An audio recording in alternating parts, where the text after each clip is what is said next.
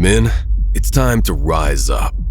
You're called to lead with courage, labor with purpose, and love sacrificially like Jesus.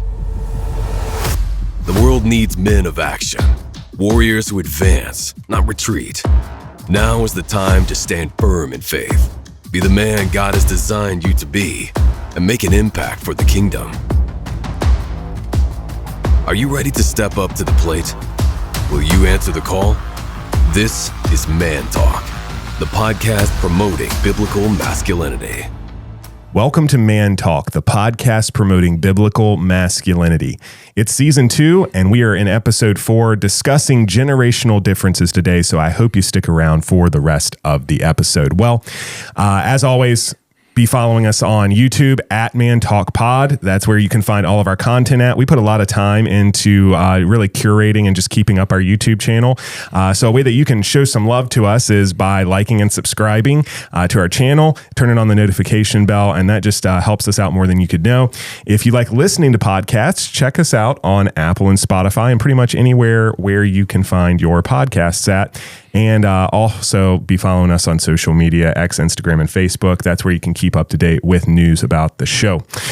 Well, we want to introduce our topic today, which is generational differences. One topic that I think is very applicable right now, where you see a lot of generational differences on display every day in our culture, in just the way our country is being led, and just a lot of different things. But I think it's one that we're uniquely qualified to talk about, seeing as how we are of different generations. And so I think that that's going to be a good discussion for us to have today. We have an introductory quote to kind of set the tone for the rest of our discussion. This is by a random author, random person, but someone did say this: when the current generation goes to war with the previous generation, you are sure to lose the future generation. So when the current generation goes to war with the previous generation, you are sure to lose the future generation. And I mean, I don't know about you. I think that we've seen some of that on display throughout our in our context in our country. I think we've seen that on display. And what do you think here when it comes to generational differences and how they display themselves on a daily basis? Well, I believe each generation is unique, and how could it be otherwise? And you know, people grow up in a different context. The generation I grew up in was entirely different from my parents. My father conceived me when he was 46 years old. I mean, he lived through the Depression. I mean, he grew up through World War II, and here I come floating in at 1956. So our contexts were totally different. The culture was totally different. I grew up in the 60s and 70s, so we had Woodstock, we had hippies, we had make love, not war, we had the Vietnam War, we had all of these things, and that was totally different from my parents. Everything was different. Education was different. Entertainment was different. Television was different. They didn't even have television when my father was born initially, but it's absolutely different, and my children grew up in a different context from me. I grew up in a house that was born in 1910 with no insulation and no central heating and no air conditioning at all. My children, Stephen included, grew up in houses that we constructed ourselves, so they were more modern. My education was public.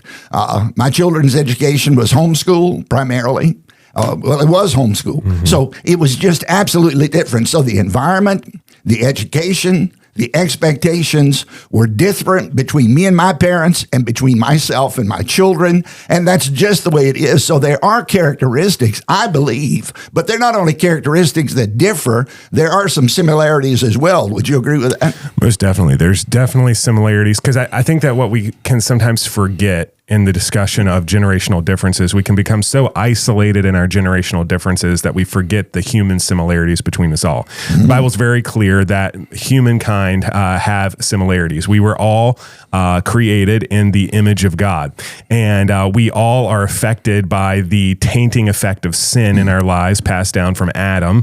And those are some similarities, though, that we can say across the board, we carry those similarities. And so we all have innate value as human beings, no matter what generation we're from. We all have the same value and worth given to us by God. Before any differences, we all have the same value, but we also carry sin in all of our lives. And so we do have some similarities. I do think it's interesting what you mentioned about context. I even saw that working with students as far as I would try and give illustrations and it just wouldn't land. I remember one time I was at youth group one night and I was teaching and I tried to give an illustration that revolved around 9/11 and it didn't land because they weren't born yet and they didn't live through 9/11. I remember 9/11 hit when I was a kid, and it was one of the most formative experiences that I can remember in my life because it impacted my life. Even though I had nothing to do with it, I lived thousands of miles away. As an American, that day is etched in my memory and will forever be etched in my memory.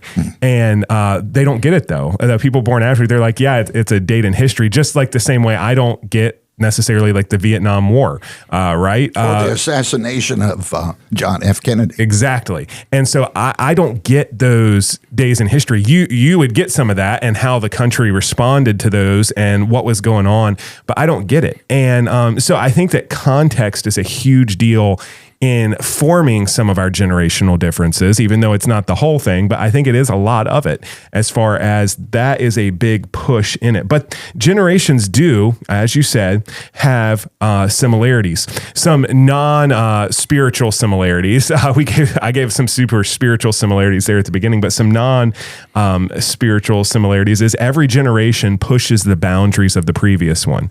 And I think that is evident in every generation. I know that like people before me will look down on the millennials and be like, those millennials. And then millennials look down on Gen Z and they're like, Gen Z, they're just too much. And then Gen Z looks down on Gen Alpha and they're like, these people are crazy. And so every generation pushes the boundaries of the previous. Every generation looks down in some way upon the generation that follows them as well. And what I think that we're finally entering into is as the technology boom has happened, it seems that eras are shortening. And these differences are popping up at warp speed in people because we live in an ever-changing world. We live in a society that literally changes almost on a daily basis, if not an hourly basis, as far as new technology, new ways to seek pleasure, and all these things. And it's creating this very upside down culture some days is how it feels as far as how many differences people have. Yeah, well, the unifying factors that were present when I was coming up are no longer present. And here we are with diversity coming out of our ears. And, you know, the truth used to be that we had strength in unity. Now they tell us our strength is diversity. Well, no, it's what we hold in common. So the norms are changing rapidly. Generational differences, an era used to be maybe 1,000 years, hundreds of years now. A long time ago, yeah. A long time ago. Now it's every 2 to 3 years, there seems to be a brand new era, ERA, a new way of thinking that most people seem to embrace. So I think that context influences us, culture influences us. You know, you talked about differences. My dad listened to Hee Haw and Porter Wagner, which young people don't know who that is. Yep, and no clue. I come along with the Beatles, man, and the rock music scene. So all of that was totally different.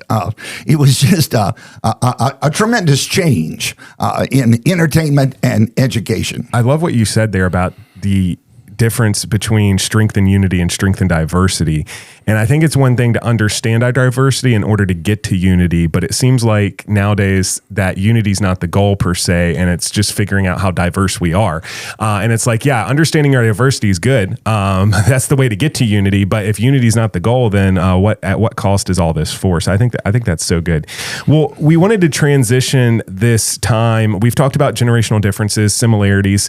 We wanted to look at like just some different generational differences between you and I. I thought that would be a fun discussion as we kind of dove into this topic, because even just between you, you're a baby boomer and I'm a millennial. And so what are some differences maybe, and I'll hop in here as we go along, but what are some differences between your generation and my generation that we have seen? I would say my generation would tend toward being regulatory. And your generation seems to me is more relational. And I think that this is a valid difference. For example, coming up, if we told somebody we were going to do something, we certainly tried to do it because we were kind of committed to the regulatory principle in life versus the relational. An example was we had a speaker at a student event one time. He was scheduled to speak at a certain time, and he never showed up.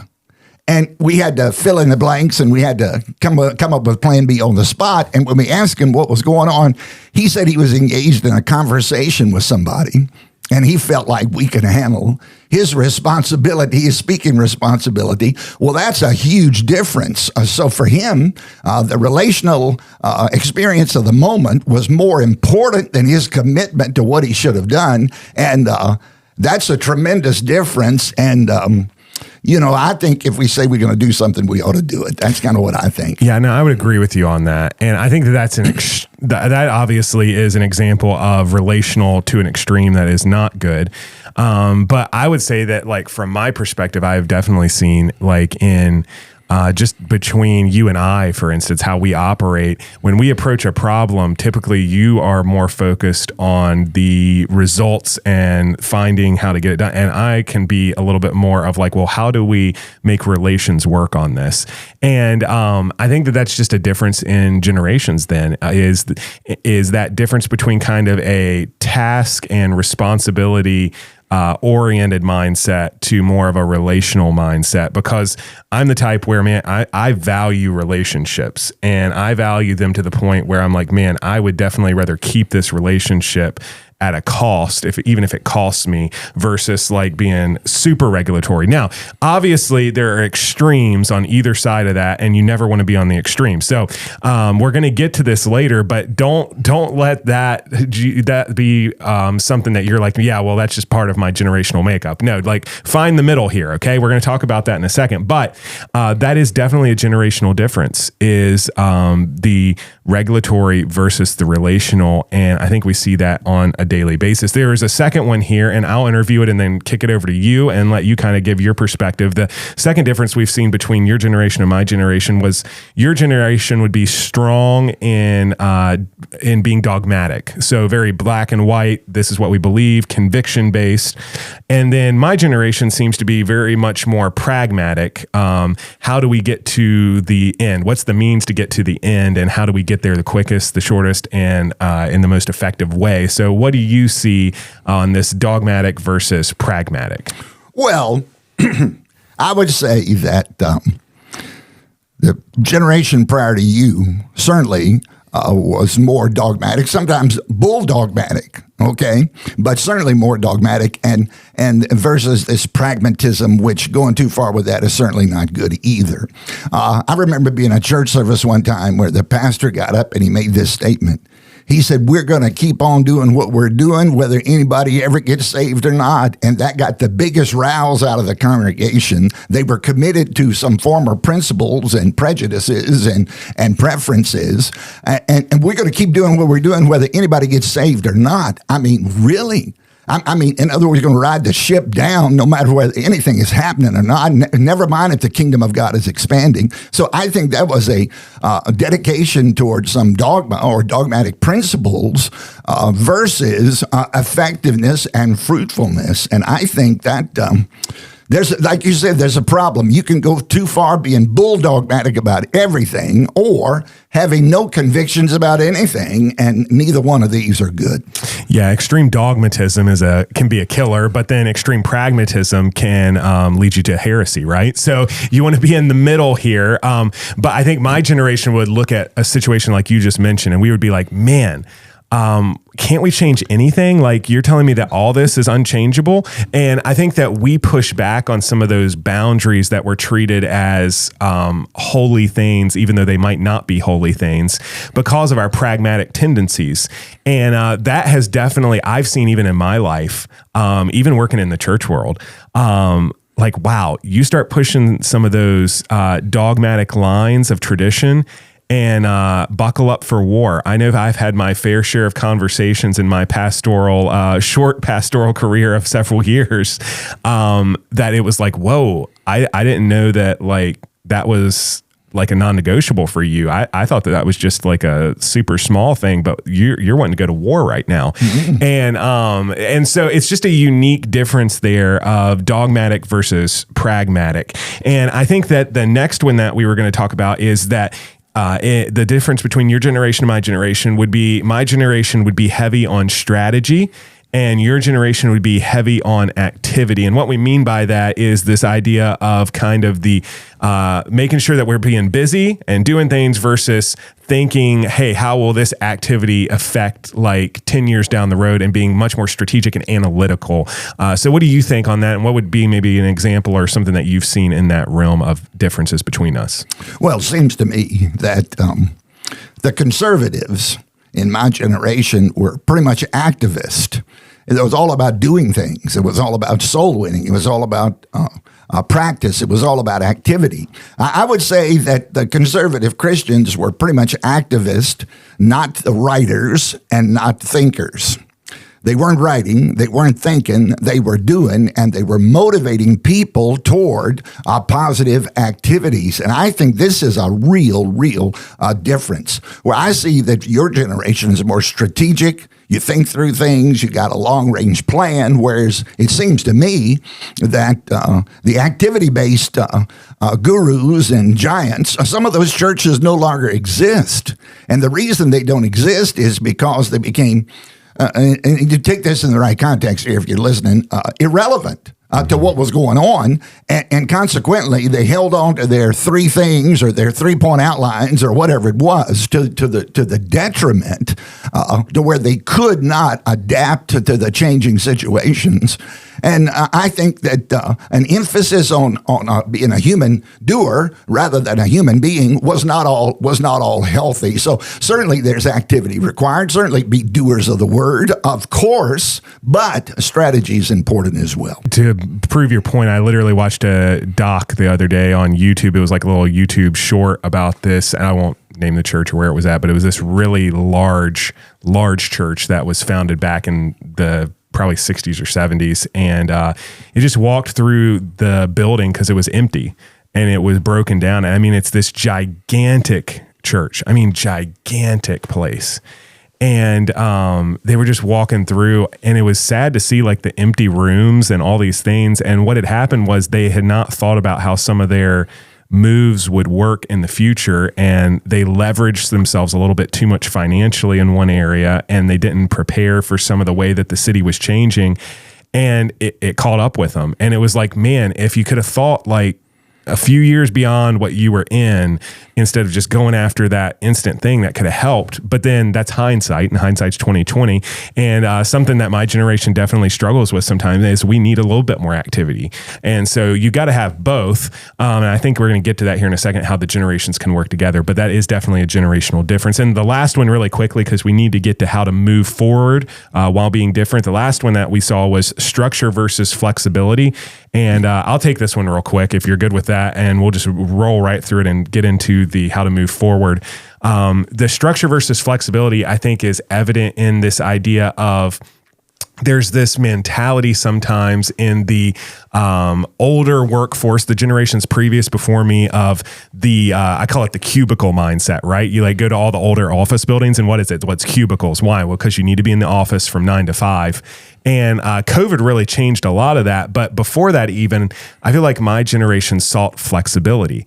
And I know that I've talked to several people who are my age, and when we interview for jobs, it's typically we're not super, we can be, but we're not typically, the first thing on our mind is not salary and haggling over salary. What we are really interested in is flexibility. So like time off, benefits, how can I take care of my family? How can I spend a lot more time with my family? Can I work from home?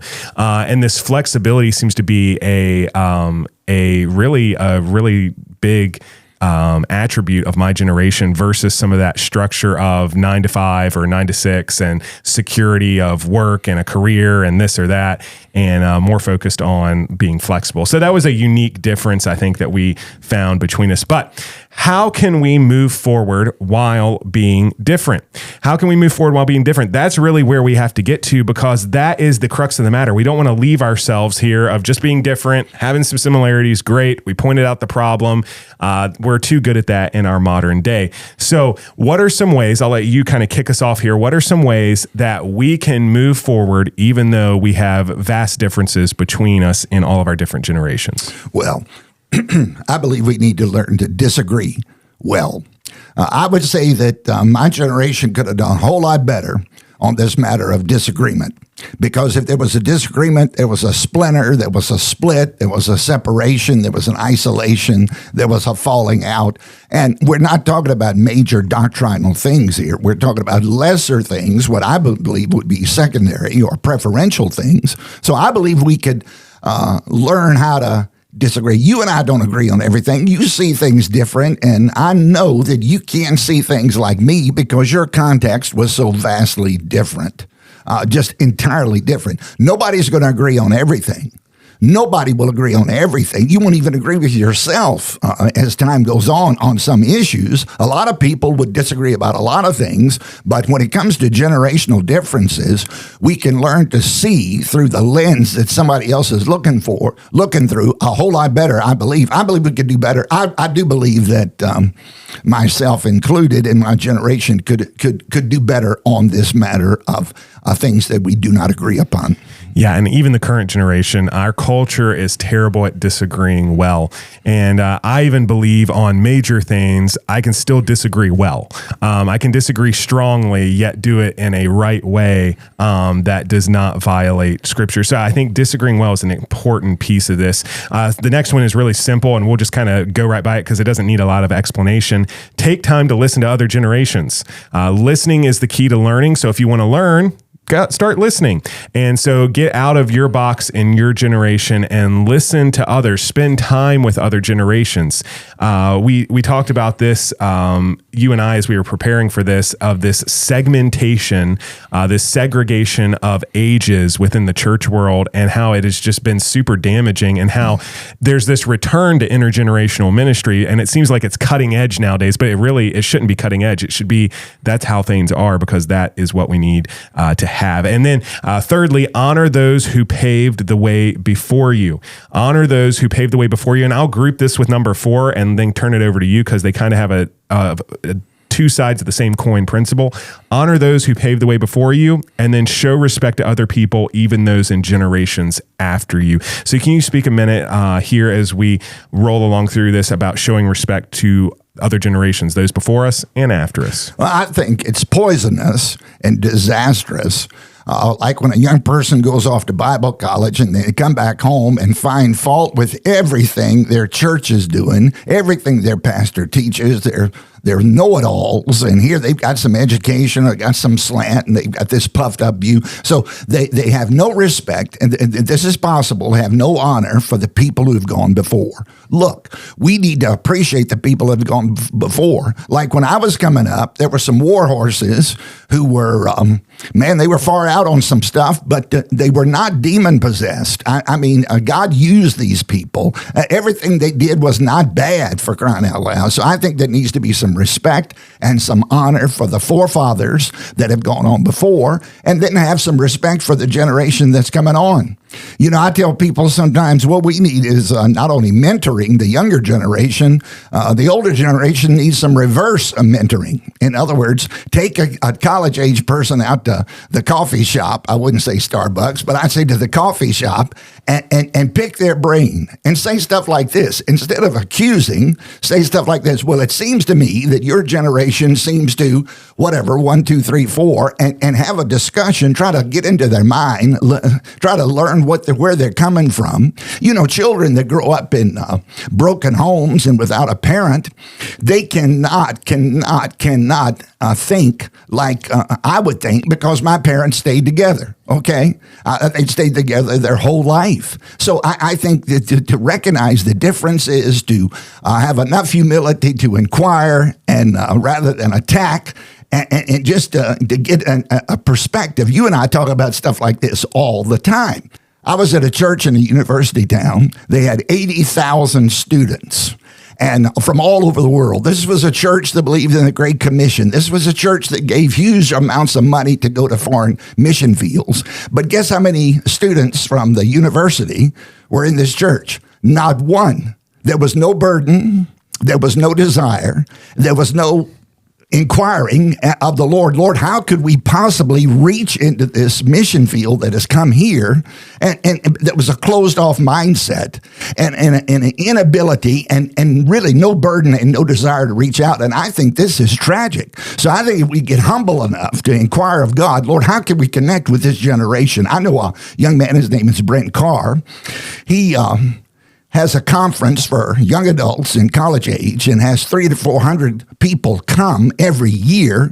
And he just has a knack at this. And he has a Bible college with 150 students in multiple campuses. So he is connecting with the upcoming generation. And Stephen, I believe it's absolutely imperative to connect with the generation that is the generation that's coming on. If we don't, we're going to die. And I believe we can do this and hold our principles and hold our beliefs, but we've got to expand ourselves and get out of our little niche, so to speak, and get our eyes wide open to the mercy of God to all generations. And that rolls right into number 5 on this list of how to work together with our differences. Number 5 is utilize the benefit of offsetting your weaknesses with people of a different generation in your life. Mm-hmm. I found one of the best things that I ever did when I was working with students was I had youth leaders who were not just young adults. Mm-hmm. And I remember at that time I had no kids. And one of the best things I ever did was one of the mothers of a couple of the teenagers became a youth leader, and having that perspective of a mom of teenagers was so important in our youth leader meetings because she could kind of identify things really quickly. And it was just super interesting because that offset a weakness of mine. I didn't always think about things the same way that she did as a parent of that age group. And it was super helpful to offset that weakness in my life by humbly admitting, hey, I don't have it all together, and I need to learn from this other generation and what they can bring. Number 6, don't excuse your imperfections because of your generation. Seek to grow. We talked about this earlier. It doesn't really matter at the end of the day, the attributes of your generation, because you're called to be a Christian. Learn them, yes. Understand who you are as a person, yes. That's all good. But at the end of the day, that is not an excuse that overrides your call to be a kingdom citizen. So don't excuse your imperfections as a generational difference.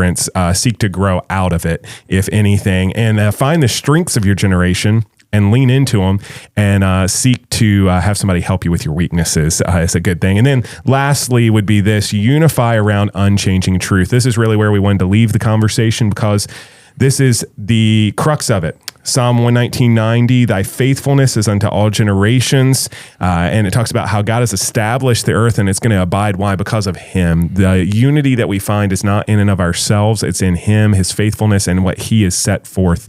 So if we want to find true unity, it's about finding unity in God. Things are going to change. Clothing's always going to be different. Technology is going to never stop changing. So be comfortable with who you are. Be comfortable with how you are. And also don't expect others, though, to look and talk and act just like you, because there are still going to be generational differences. Well, it's more important for a person to feel comfortable in their own skin than trying to get everybody else to feel comfortable with their skin. Be yourself. You got to go with who you are and the way you were built and the way you were brought along. God brought you up like that, but understand other people came up in entirely different situations, and they can be born again, love Jesus, believe the Bible, but have different methodologies and cultural distinctions, racial distinctions, all kinds of things like that are not foundational, fundamental truths of the Christian faith. And I think we got to be ourselves, but we got to embrace the people of God in different nations, different tongues, different tribes. And I think that's where the unity, that's Bible unity, comes along. Yeah, and different generations, right? So thanks for joining us today. We're so glad that you took time out of your day to join us here on Man Talk. We'll be back here soon with episode 5 talking about honesty. honesty. What does it mean to be an honest man? We're actually getting ready to kick off a little mini series talking about the essential characteristics or essential traits that men should have. And we're not going to cover it extensively, but we do have a 4-part mini series that we're kicking off, starting with honesty, and that'll be in our next episode. We can't wait for that, and we'll see you then.